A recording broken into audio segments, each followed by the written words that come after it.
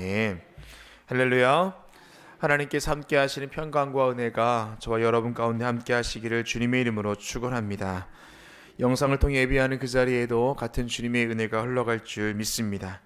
오늘 말씀의 제목은 주님의 마음을 깊이 생각하라입니다. 주님의 마음을 깊이 생각하라. 오늘 본문 마태복음 20장은 어제까지 보신 마태복음 19장과 하나님의 나라라는 동일한 주제로 연결됩니다.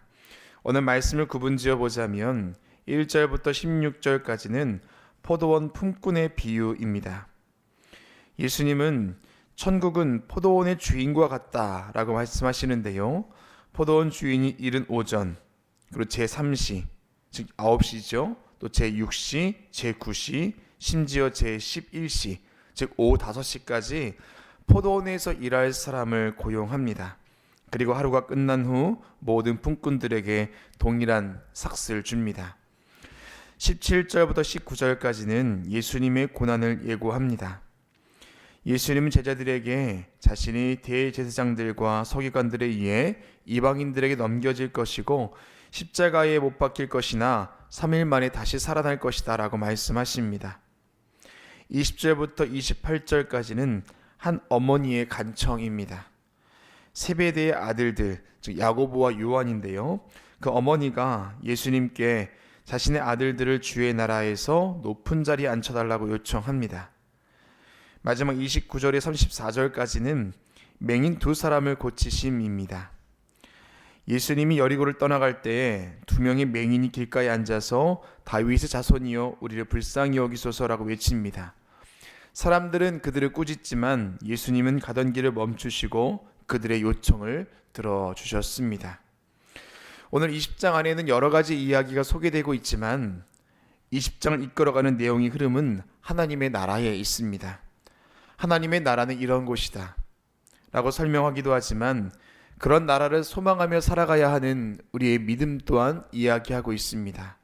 근데 정말 중요한 것은 그 하나님의 나라를 말씀하시는 하나님의 마음을 이해하는 것입니다. 십자가를 앞에 두신 예수님께서 왜 이와 같은 말씀을 하시는가?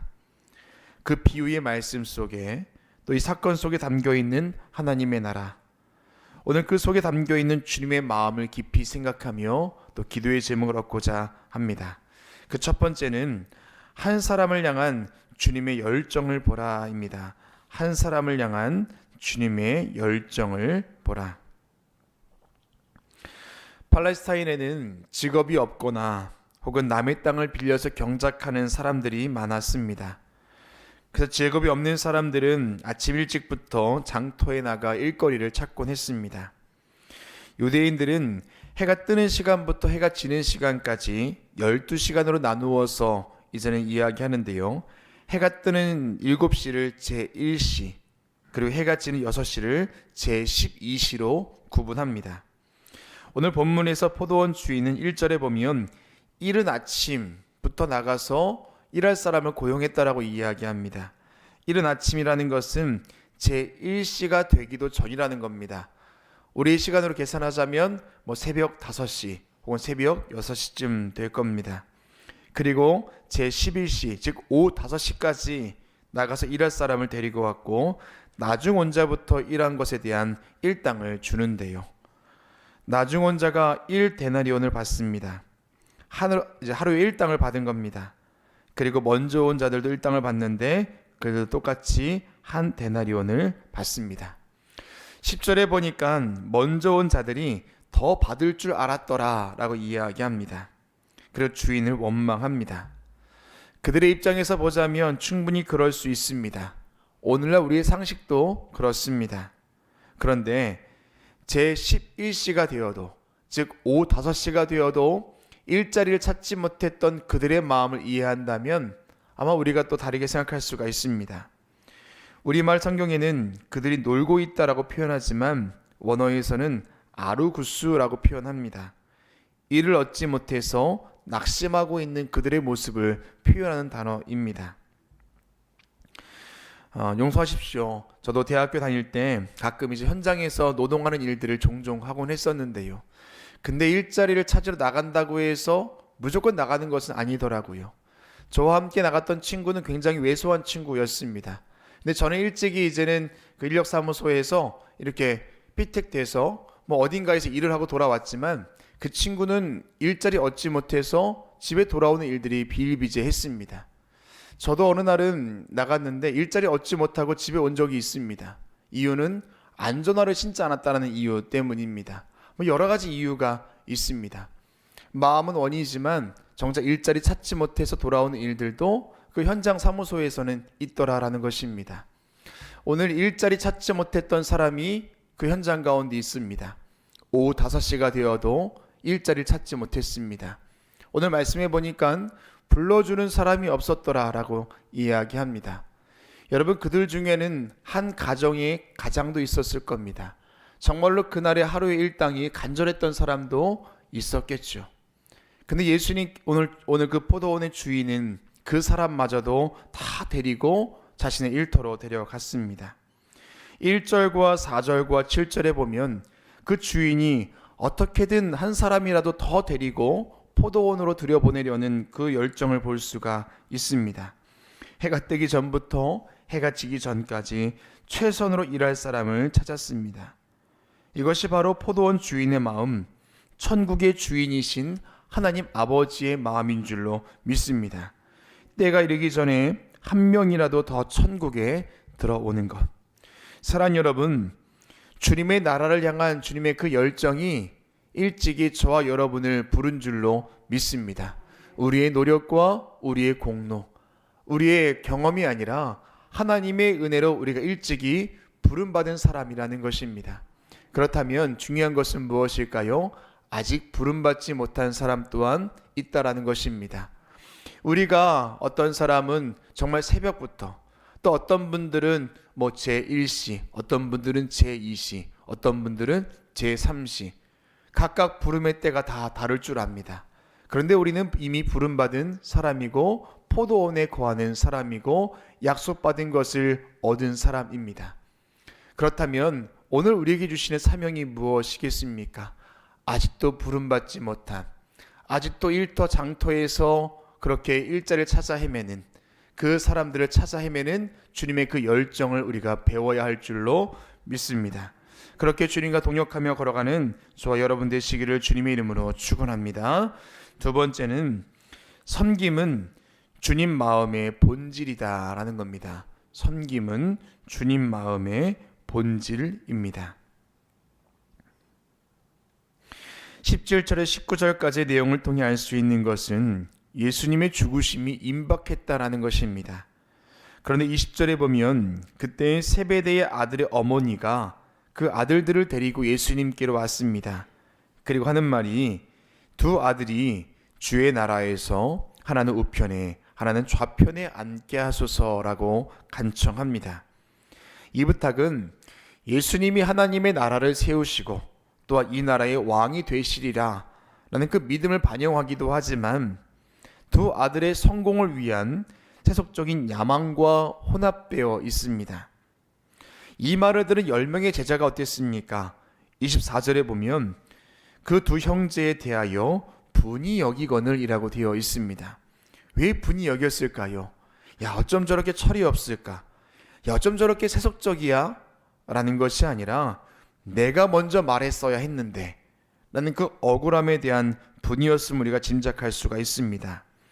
이때 예수님께서 말씀하십니다.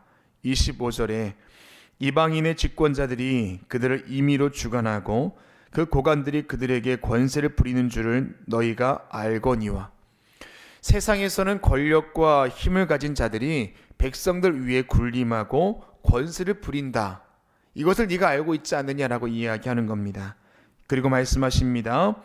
너희 중에는 그렇지 않아야 하나니 너희 중에 누구든지 크고자 하는 자는 너희를 섬기는 자가 되고 너희 중에 누구든지 으뜸이 되고자 하는 자는 너희의 종이 되어야 하리라.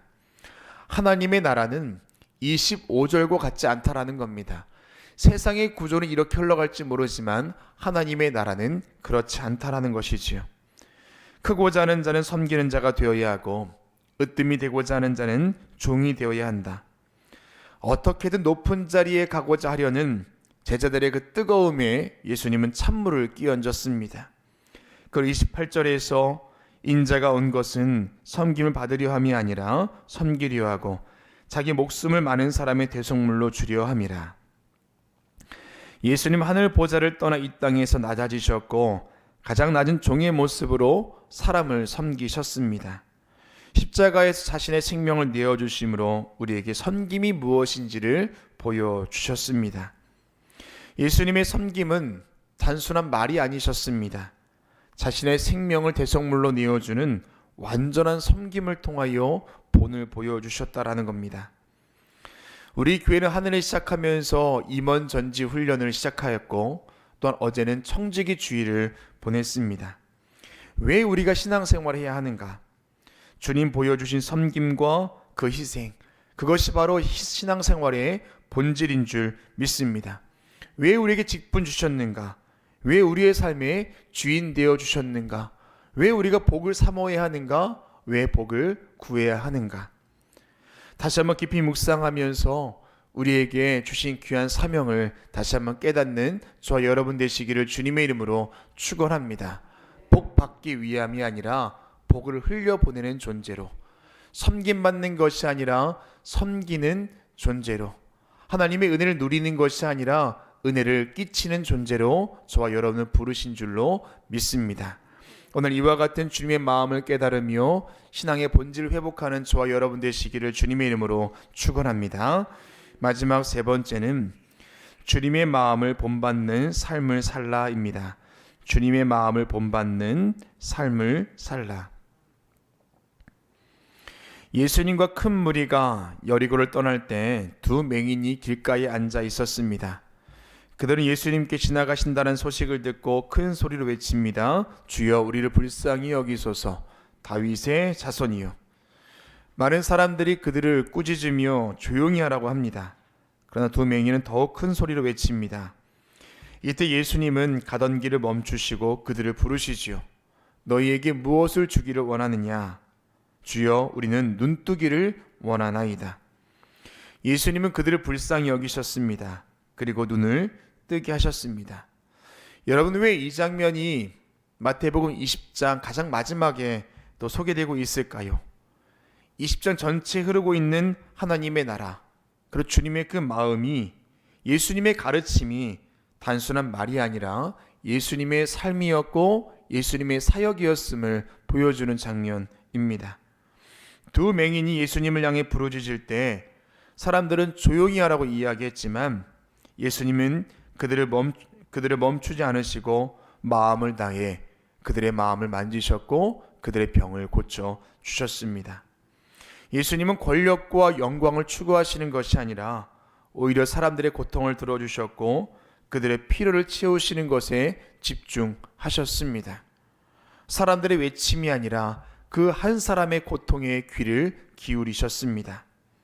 그리고 그 눈을 뜬 사람들은 그들이 예수를 따르니라 그들의 인생을 바꿔주셨습니다.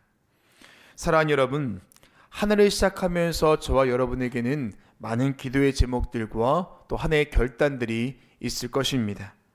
근데 정말 중요한 것은 주님의 마음을 묵상하고 또 주님 사신 것처럼 그렇게 살게 해주십시오라는 그 믿음의 결단이 과연 우리의 기도 제목 속에 있는가? 기도 제목 속에 있다면 혹 그 기도 제목이 과연 1번 기도 제목인가를 다시 한번 점검해야 할 줄로 믿습니다.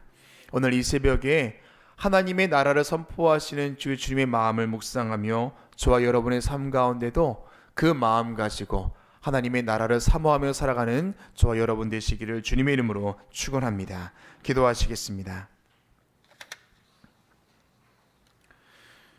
하늘을 시작하고 두 번째 주를 살아가는 우리와 함께하여 주시옵소서.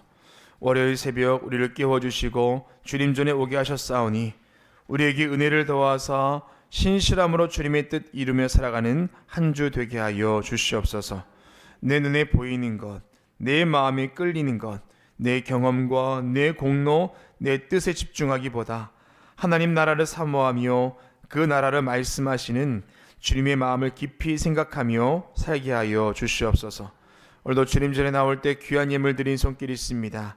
주님 받아주시고 하늘에 속한 신령한 복과 땅에 속한 기름진 복으로 채워 주시옵소서. 산불로 인해 고통받는 미국을 비롯하여서 전쟁과 기근이 끊이지 않는 열방, 무엇보다 혼란스러운 이 나라 대한민국 주님 다스려 주시고 간절한 마음으로 주님 앞에 나와 엎드려 기도하는 우리의 기도에 응답하여 주시옵소서. 예수 그리스도 이름으로 기도합니다.